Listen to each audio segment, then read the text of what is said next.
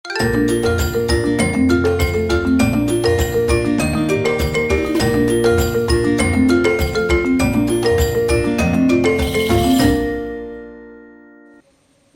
ചൂടുള്ള ഇഡ്ലിന്റെ കൂടെയും ദോശന്റെ കൂടെയും കഴിക്കാൻ പറ്റുന്ന ഒരു കാരച്ചട്നീന്റെ റെസിപ്പിയാണ് കേട്ടോ ഇന്ന് ഞാൻ കാണിക്കാൻ പോണത്. അപ്പൊ അതിലുള്ള ഇൻഗ്രീഡിയൻസ് ഒക്കെ എല്ലാം ഞാൻ അവിടെ റെഡിയാക്കി വെച്ചിട്ടുണ്ട്. ഓരോന്നായിട്ട് ഞാൻ കാണിച്ചു തരാം. ഇതൊരു തമിഴ്നാടൻ റെസിപ്പിയാണ്, അതുകൊണ്ട് തന്നെ ഞാൻ നല്ലെണ്ണയിലാണ് ഉണ്ടാക്കുന്നത്. നല്ലെണ്ണ ഉപയോഗിച്ചാൽ ചിലർക്ക് സംശയം ഉണ്ടാവും, ഒരു നന്നാവോ, ആ നല്ലെണ്ണേന്റെ ടേസ്റ്റ് മുന്നിട്ട് നിൽക്കുമോ എന്നൊക്കെ പലരോട് ചോദിച്ചിട്ടുണ്ട്.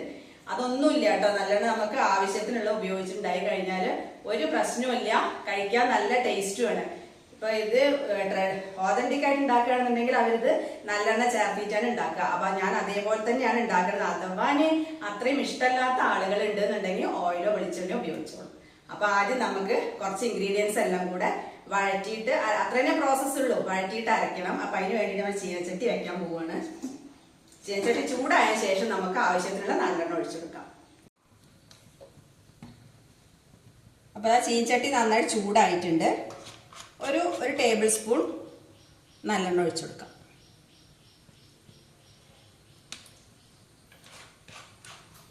അപ്പൊ എണ്ണ ചൂടായി കഴിഞ്ഞാൽ ഫ്ലെയിം നല്ലോണം കുറച്ച് വെച്ചതിന് ശേഷം ആദ്യം നമുക്ക് ഇതിലേക്ക് കുറച്ച് കടുക് ഇട്ട് കൊടുക്കാം. ഒരു 1/2 ടീസ്പൂൺ മതി.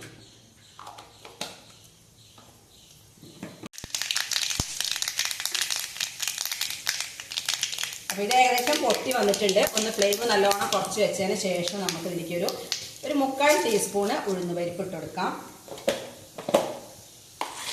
അതേപോലെ തന്നെ 1/4 ടീസ്പൂൺ കടലപ്പരിപ്പ് ഇട്ട് കൊടുത്തിട്ടുണ്ട്. ഇനി നന്നായിട്ടൊന്ന് മൂത്ത് വരട്ടെ. ഒരു കളറൊക്കെ ഒന്ന് മാറി വന്നാൽ മതി. അപ്പോൾ അതൊന്നിങ്ങനെ മൂത്ത് വരുന്നുണ്ട്. ആ സമയത്ത് നമുക്ക് ഇതിലേക്ക് വറ്റൽമുളക് ഇട്ട് കൊടുക്കാം.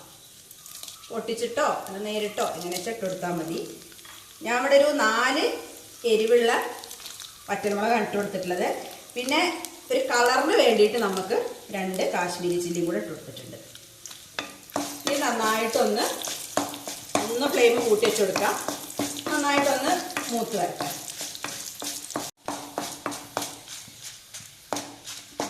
അപ്പോൾ അത് നന്നായിട്ട് മൂത്ത് വന്നിട്ടുണ്ട്. ഈ സമയത്ത് നമുക്കൊരു 3 or 4 വെളുത്തുള്ളി മതി, അല്ലി വെളുത്തുള്ളി.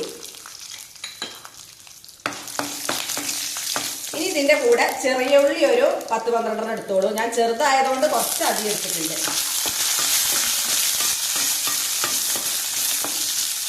അതിൻ്റെ കൂടെ തന്നെ ഒരു സവോള കട്ട് ചെയ്തത്.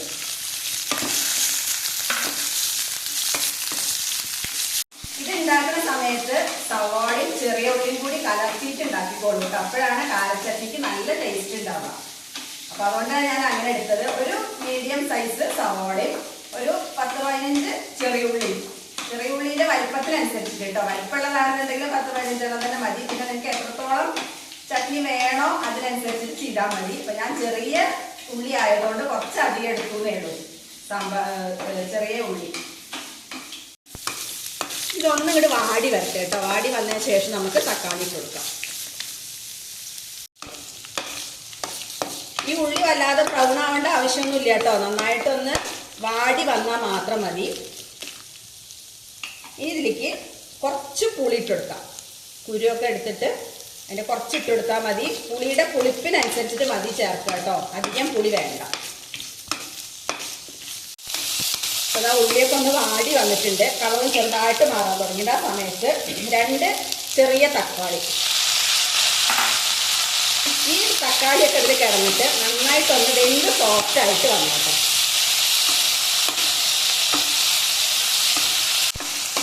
തക്കാളി എടുക്കുമ്പോഴും അധികം പുളിയുള്ള തക്കാളി എടുക്കണ്ട. പുളി ലേശം നമ്മൾ ചേർത്തിട്ടുണ്ടല്ലോ, അപ്പം അതങ്ങനെ ബാലൻസ് ആയി പോയിക്കോളും. ഇനി നമ്മളിതിൽ ഉപ്പ് ചേർത്തിട്ടില്ലല്ലോ, ഉപ്പ് ചേർത്തിട്ട്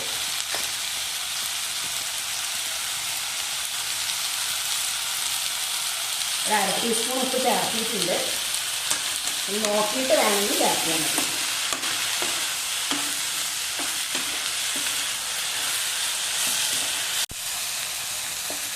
തക്കാളിയൊക്കെ ഒന്നും കൂടി ഒന്ന് വെന്ത് വരാൻ കേട്ടോ. ഈ സമയത്ത് നമുക്ക് കുറച്ച് കറിവേപ്പില കൊടുക്കാം.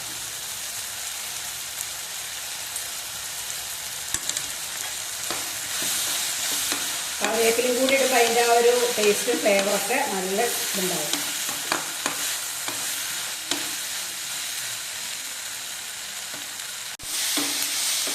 തക്കാളിയൊക്കെ നന്നായിട്ട് ഒന്ന് സോഫ്റ്റ് ആയിട്ട് വന്നിട്ടുണ്ട്.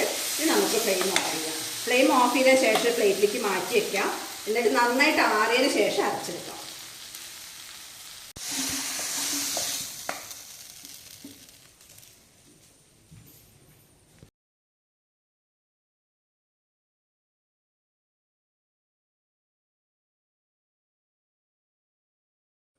അപ്പൊ നന്നായിട്ട് ആറിയിട്ടുണ്ട്. നമുക്ക് ഇത് ജാറിലിട്ടിട്ട് അരച്ചെടുക്കാം കേട്ടോ.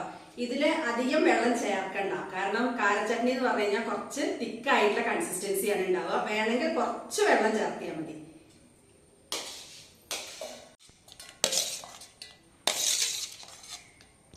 അപ്പൊ ഞാനൊരു 2 ടേബിൾ സ്പൂൺ വെള്ളം ചേർക്കുള്ളൂ കേട്ടോ. ഇത് നന്നായിട്ട് അരച്ചെടുത്തിട്ട് വരാം. അപ്പോൾ ഇതാ നൈസായിട്ട് അരച്ചുകൊണ്ട് വന്നിട്ടുണ്ട്. ഇത് അത്രേ വെള്ളം പാടുള്ളൂ കേട്ടോ. കുറച്ച് തിക്കായിട്ടുള്ള ചട്നിയാണിത്. അപ്പോൾ ചട്നി ഞാൻ അവിടെ ഒരു ബൗളിലേക്ക് മാറ്റിയിട്ടുണ്ട്. നമുക്കിതൊന്ന് താളിക്കണം. അത്ര ഇനി കാര്യങ്ങളുള്ളൂ കേട്ടോ. താളിച്ചതിന് ശേഷം നമുക്ക് ബാക്കി പറയാം. അപ്പോൾ താളിക്കാൻ വേണ്ടിയിട്ട് ഞാൻ ഇവിടെ പാത്രം വെച്ചിട്ടുണ്ട്. ഒന്ന് ചൂടാവട്ടെ കേട്ടോ. അപ്പോൾ പാത്രം ഒന്ന് ചൂടായിട്ടുണ്ട്. ഒരു 1/2 ടീസ്പൂൺ നല്ലെണ്ണ ഒഴിച്ചു കൊടുക്കുക കേട്ടോ. എണ്ണ ചൂടായാൽ ഒരു 1/4 ടീസ്പൂൺ കടുക് ഇട്ട് കൊടുക്കാം. പൊട്ടി വരുന്ന സമയത്ത് ഒരു വറ്റൽമുളക് ഇട്ട് കൊടുക്കാം.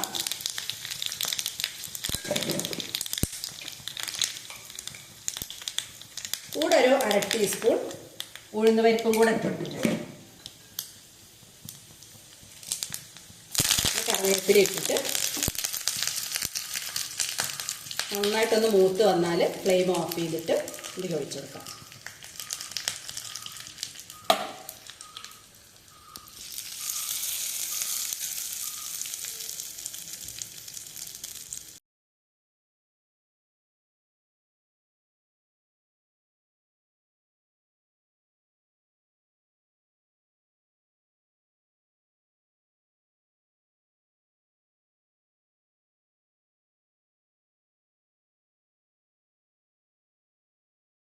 അപ്പൊ അങ്ങനെ നമ്മുടെ കാരച്ചട്നി റെഡി ആയിട്ടുണ്ട്. ഇത് വേറൊരു വിധത്തിലും കൂടി ചെയ്യാം കേട്ടോ. ഇതെല്ലാം കൂടെ നമ്മള് സവാള ഇതെല്ലാം വഴറ്റി, തക്കാളി എല്ലാം വഴറ്റിയില്ലേ, വഴറ്റിനു പകരം നേരെ ജാറിലേക്ക് ഇട്ടിട്ട് അരച്ചെടുക്കുക. അരച്ചെടുത്തതിന് ശേഷം നല്ലെണ്ണ ഒഴിച്ച് നമ്മൾ കടലപ്പരിപ്പ്, ഉഴുന്ന് പരിപ്പും കടുക് എല്ലാം ഇട്ടിട്ട് താളിച്ചതിന് ശേഷം ഈ പച്ചയോട് അരച്ച് ഇതെല്ലാം കൂടെ അതിൽ ചേർത്തിട്ട് നന്നായിട്ട് വഴറ്റിയെടുക്കുക. അങ്ങനെയും ചെയ്യാം. അങ്ങനെ ചെയ്യുമ്പോൾ ടേസ്റ്റ് ഏകദേശം അതേപോലത്തെ തന്നെ കേട്ടോ വരിക. അങ്ങനെ 2 വിധത്തിൽ ചെയ്യാന്ന് പറഞ്ഞു എന്ന് മാത്രമേ ഉള്ളൂ.